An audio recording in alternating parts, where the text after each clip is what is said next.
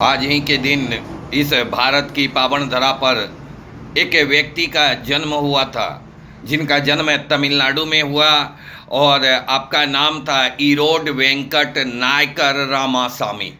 इरोड वेंकट नायकर रामास्वामी, जो अपने मतलब प्रारंभिक शिक्षा के बाद आगे की शिक्षा नहीं ले पाए और अपने पिता के व्यापार में उनको भागीदार बनना पड़ा।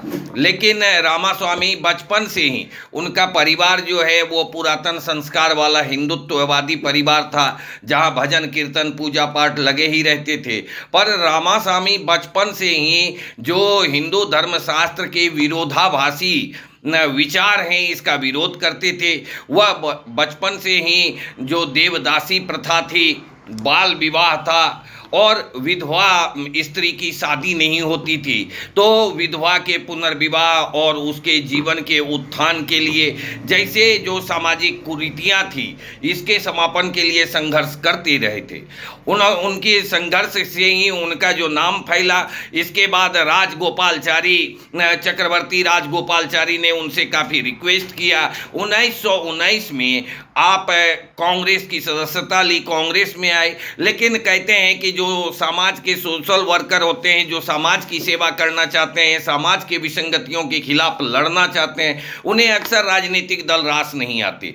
कुछ यूं ही हुआ। 1904 ईस्वी का वाकया है, जब उसके जो है रामास्वामी के गांव में एक ब्राह्मण परिवार, जिसका रामास्वामी जी का पूरा परिवार काफ़ी इज्जत करता था, उनके पिता भी काफ़ी आदर देते थे, उस ब्राह्मण के छोटे भाई को सरकारी किसी कारण से उसकी गिरफ्तारी नहीं हो पा रही थी, गिरफ्तारी होनी थी, उसमें रामास्वामी ने मदद की और वह ब्राह्मण का भाई गिरफ्तार हो गया। इसके कारण सार्वजनिक रूप से रामास्वामी के पिता ने उसकी पिटाई करी। इस कारण रामास्वामी को कुछ दिनों के लिए घर छोड़कर जाना पड़ा।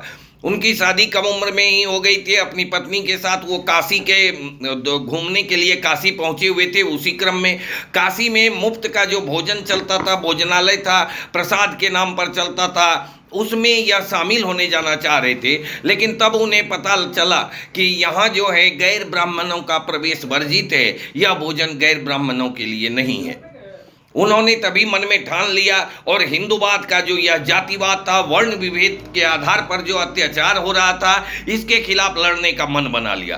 कालांतर में कांग्रेस में जाने के बाद एक शिविर में आपने देखा कि वहाँ जो है प्रशिक्षक, वह गैर ब्राह्मण जो युवा शामिल हैं प्रशिक्षण के लिए, उनके साथ दोयम दर्जे का व्यवहार कर रहे हैं। इससे आक्रोशित होकर उन्होंने कांग्रेस की सदस्यता छोड़ दी और आपने 1925 के करीब में एक पार्टी की नींव डाली, जस्टिस पार्टी। आगे चलकर राजनीति से आपका पूर्णतः मोह भंग हो गया। आपने पूर्ण जीवन जो है वो दलितों, शोषितों, स्त्रियों के अधिकार के संघर्ष में गुजार दिया और आपके सतत संघर्ष का कई परिणाम भी सामने आया। आपकी कई विषयों पर लंबी बातचीत के बाद, भारत के आज़ादी के बाद आपने राजनीति से अपना रुचि हटा लिया, बस सामाजिक कार्यों में अपनी रुचि रखी और उसके लिए सदैव आंदोलन करते रहे। कहते हैं कि डॉक्टर भीमराव अंबेडकर जी कुछ भी सलाह मशवरा के लिए आपसे मिलते थे, आप थे जिन्हें आज हम जानते हैं पेरियार के नाम से। यही पेरियार साहब, पेरियार दरअसल उन्हें सम्मान के तौर पर मिला हुआ नाम था। उनका नाम था इरोड वेंकट नायकर रामास्वामी, उर्फ जिन्हें पूरी दुनिया पेरियार के नाम से जानती है। ऐसे